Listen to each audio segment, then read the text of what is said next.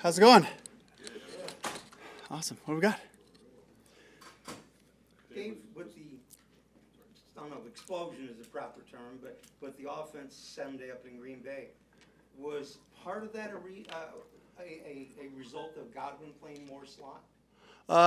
Not really. He's been playing a good mix of it, throughout. I think really what you saw was the guys all together collectively from the front to the receivers to the quarterback, just really buying into the details of what we're trying to do. I think we talked about it last week, just spending a little bit more time detailing out some of those past game things that we've been trying to get going for a while now, but it was, at the beginning of the season, my sell to them was, guys, there's going to be a game and you're going to feel it where the run game's going. We're efficient on third down, making some of those, working in the red zone, and that was that game that it all came together, and I was just really proud of the lumps we've taken, the challenges that we've faced, continuing to come back on Mondays and Tuesdays and really work through those issues and for it to all come together in a really cool environment. And my first win in Green Bay, of my career was really amazing, just the feeling of it. How big is that for them to feel that? In other words, if you go out there Sunday and it doesn't look good, then you're kind of back to square one. But what does it mean to a team to actually see this is how it's supposed to look and feel? Yeah, I think it's the standard, for our guys, the standard of execution and performance, and for them to see that this is what's in us, this is what's out there for us when we're all on the same page. We're running crisp routes all across the board, guys contributing from different spots, even Demo just kind of making some plays for us there. So I think really important, for the guys to believe that, it's a different feeling where, at times it's felt like the guys are waiting for the bottom to fall out, kind of waiting for the next shoe to drop, and where we don't need to think that way. Let's think about how good can we become, not worrying about the bad things that can happen, but how great can we be? And it's all just a testament to the hard work put in, by the full group. So really a good feeling. David, in your eyes, what did Baker specifically do well that led to just a really special performance in Lambeau? Poise, we had the sack fumble on the second drive. And, in that situation, we give up a touchdown. We spot him 7 points right there. But for him, he's throughout the season, we've had these really difficult games that have happened to us or get behind in scores, and to see him just continue to believe, continue to just go right back to work, right back to the surface. All right, what's it looking like? It's just another example of that for him, is just staying the course. But I really think the story, Baker, yes, fantastic game, but I really think the story is the group doing right together. The receivers being where they're supposed to be, the tight ends, in their blocking, or whether it's the route assignments, just all of it coming together. And with all the variety of the different things we can do, there is a lot of learning and a lot of detail that goes in and feel. So I think it was just a group thing. There's been a lot of praise since Sunday from X and O's types about the Rachaad White touchdown. Yeah. The creativity to play, not just the execution, but the concept of it. Yeah. What do you like about that play, and why did it work so well? It was just it met the perfect look for what they were running, and the coverage we wanted to attack with the play. So I think it was just kind of one of those situations where I've had a few other calls in different games where I might have tried to get to a great call a little bit too early before the appropriate place. So that's me learning and growing and being patient to see, hey, they're doing it. Okay, let's attack it with this play that we've been practicing really for a long time out of different looks. But yeah, it was the timing of it, and then of course just the timing and the throw, the landmark of Rachaad. I think there was 4 guys open on that play. Baker could have kind of gone anywhere with the ball on that one. So I was really excited that we got that one right in that right situation where we could attack the coverage they were going to be in. Speaking of White, Yeah. Is it a stretch, Dave, to suggest that he might be the best pass catching back in the league at this point in terms of his hands, making the first guy miss, the routes? He's exceptional at it. Yeah, I don't think it's a stretch at all. I think if you look at his, the way that we've really, for me, it's about becoming who our guys are. And Rachaad has taught us a lot about who he is in the run game, who he is in the pass game.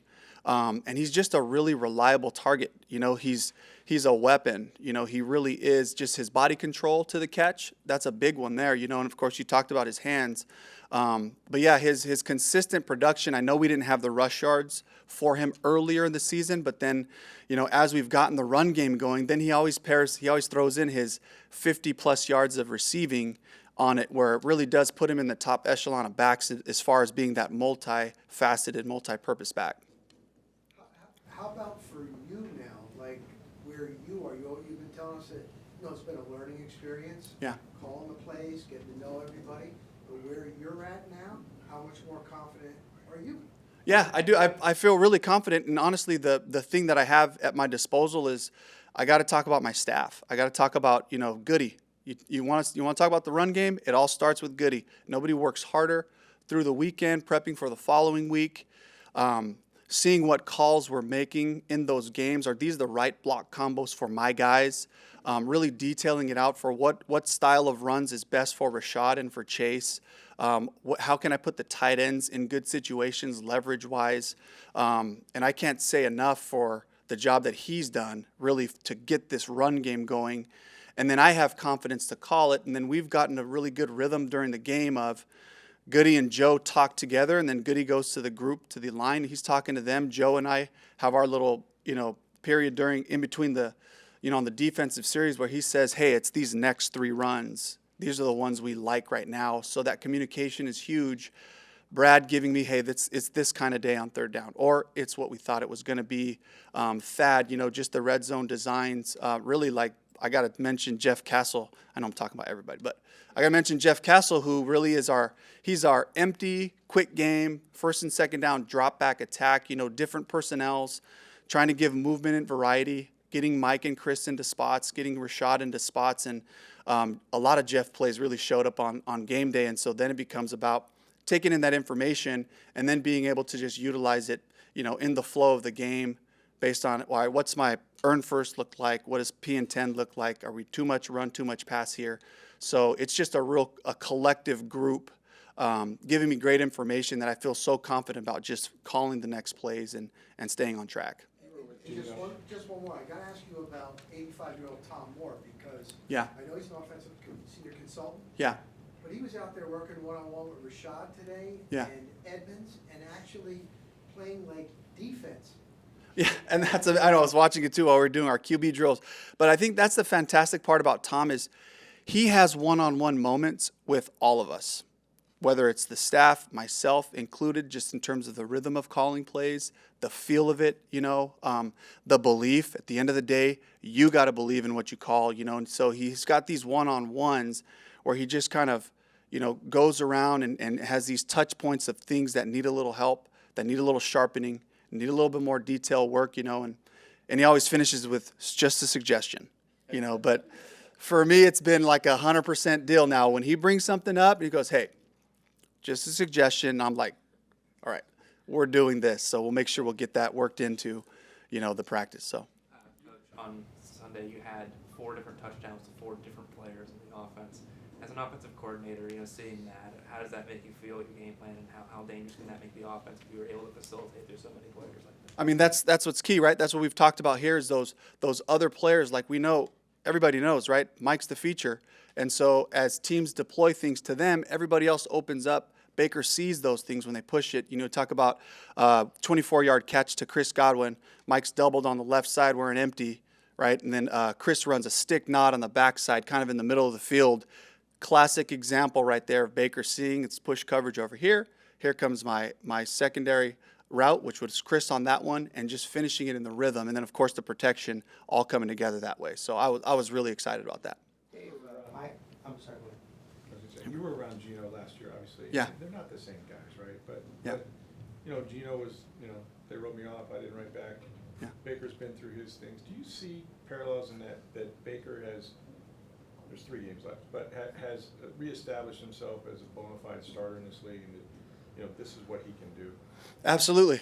A lot of parallels there. And it really speaks to the character of those 2 guys, the belief in themselves, the belief in their abilities, the people around them who are speaking life into them, you know. And while I know some people might use negative narratives to help fuel them, I think though both of those guys are aware of those things, and so they both have that real chip on their shoulder. You love having guys in that type of a position who can handle that. Some guys can't handle that, and that's part of it, but it's not the whole story. The whole story is their belief in themselves, and then for me, I just kind of come alongside and try to reaffirm who they are, reaffirm the bigger picture of who they are outside of the lines, and because I truly believe that as you strengthen as a person, as your character is strengthened, then everything else doesn't shake you as much, and then of course, just pairing it up with guys. You're both veteran quarterbacks, speaking to them the same way. You've seen every coverage, you've seen every pass concept with the different coordinators you've been with, so don't make it harder than it needs to be. Just trust what you see, be confident on that back foot. Back foot tells a whole story about what it was. You see Baker last week, he's solid and confident on that back foot, the ball's coming out. And that's the same thing with that Gino was doing while we were in Seattle. So both guys, yeah, very much so, have that similar attribute there. Dave, I had heard from a couple players Sunday night that the initial game plan was to pound the ball. Their words, not mine. And that you decided to open it up because the plays were there. Yeah. Was that something you came across, or were the players coming off the field saying, hey, I'm open, this is available? How'd that transform? I never really go into a game saying we're going to pound the rock or saying, hey, we're going to spread it out and rip them. I try to go into the game and say, what are they giving us today?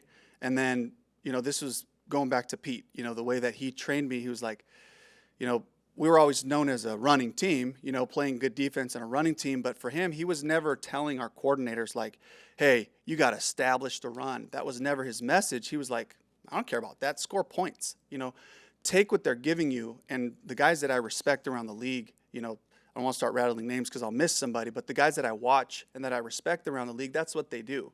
And if it's a day where we're moving them up front, the backs aren't getting tackled, and we're getting 6s and 7s early, man, it's going to be a good running day, And if it's a day where, their defense is a little bit off in their coverages and guys are getting open, the quarterback's in rhythm, our protection looks great, man, we can go attack them in the pass game and get yards and points. So I try to approach it that way. But I'm glad the guys were fired up about trying to get after them in the run game. That's the attitude we want, What kind of difference has Stenny made at left guard, Davis, particularly in the run game? I thought Matt was doing a great job early on. He's a massive man. He was doing a great job getting guys covered up, getting some movement over there with Tristan. But Stinnie came in and he showed he's got power too. I go back to the Buffalo game. He's really moving guys off the spot there. And I think that he and Tristan are still learning how to play with each other over there, still getting that chemistry going. I know it's been weeks here, but it does take time, passing off, stunts in the pass game and different things. But Stinnie's done a fantastic job, and he is a really good athlete as well. So getting him out in space on screens, as well as having Cody and Hainsey, does give us some ability to get the ball on the perimeter and run a little bit. What did it mean to have Demo make plays? And I know you're familiar with him from Seattle. Yeah. It's kind of, you have some talented young guys, right? Mike and Chris, and then it's guys getting their first bite of the apple. But to have that third receiver who has that experience, has played in your system, to come up, is that sort of like the other piece here that would really complement what you're doing? It really does help.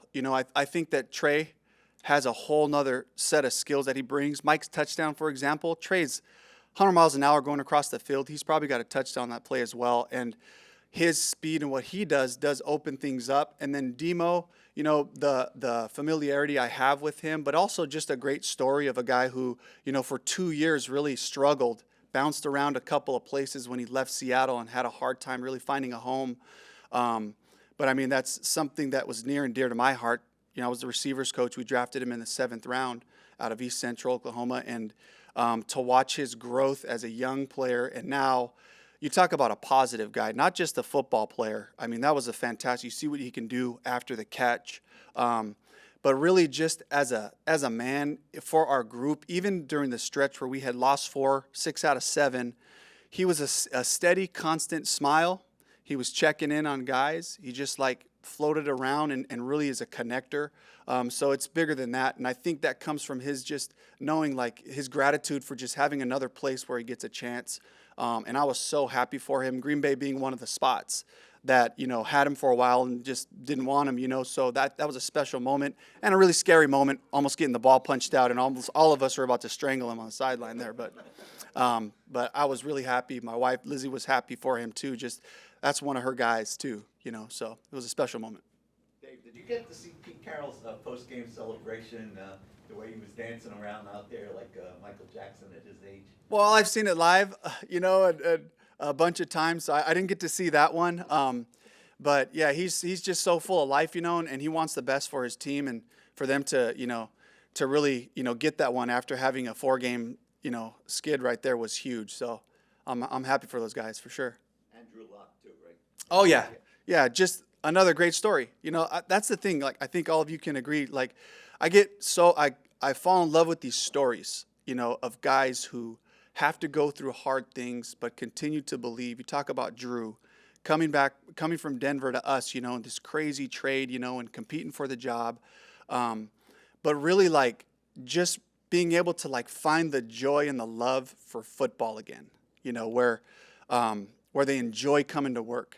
They enjoy being in the meeting rooms, and that stuff's special to me, those types of stories. And that's, like, one of the biggest reasons I'm in it for, and here we are. We got our own story going on, with this group, with this team, and at this, while we try not to pay attention to the headlines and the narratives that are being created for our team. As Coach Bowles always says, we want to try to create our own narrative at the same time. You can't avoid hearing those things, and to feel a group who just continue to work through adversity, work through challenges.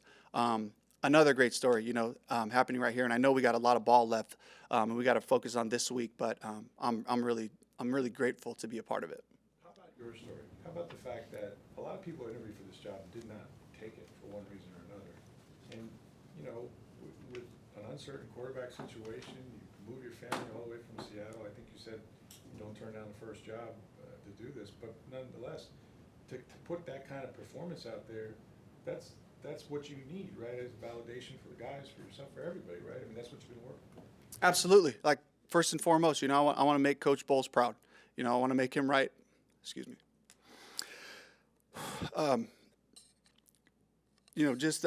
Just a guy who believed in me, gave me a shot. And so for me, it's about grinding, working hard, and trying to prove him right. And Jason Light too, and the whole group. It's just it means a lot to me. It's important. And so as we approach every week, and as I challenge the guys, it's the other part of it is I want to build something that they can be proud of. I want to build something that that guys can say, this is who we are, this is the Bucs. And we've had a couple of those statement games, and throughout the whole thing, it's been great finishes. Even when the games were way out of reach, the guys never quit. But those are the things that really drive me, is to know that we all have this chance, and I can't help but see the best in. So when I came here for the interview and I see this roster and I see the names still in place, and I'm like, okay, we just got to find some people to develop, to grow with this thing. The flip side of it is when I look at every defense we play, here we go again with the Jags, I also see the best in those groups, and I can't think of a week where I feel just amazing going into the game plan. Like, guys, we got this one. It's that same mentality. Like, gosh, they got a lot of fantastic players. If they play to their potential, guys, we got our hands full today. So it works both ways. But yeah, it means a lot to me. How much support did you get in this building, Dave, during the skid, during that 6 out of 7 skid? So much. Just especially from guys like Coach Moore, Keith Armstrong, Nick Rapone, of course Todd, Goody, Joe, all the guys who have been around a long time, and Nick Rapone, he told me a story. He said he was a head coach. They went 1-13. It's like, I'm calling my same defense. We were like one of the worst defenses in the league. He said, came back the next year. I was a defensive coordinator at Delaware, I think it was, and they went 13-1, just in a year. He was like, same defensive calls, same scheme. He was like, bottom line is, don't change. It was during a special teams period. He walked over. He said, don't change. Be you. Don't change. You got to evolve. You got to grow, but don't change. And so those things meant the world to me, first-time coordinator, and I'm starting to, okay, what's going on here? Do I really have it? And they're like, don't change, just stay the course, And so that really helped encourage me too. You good? Thank you.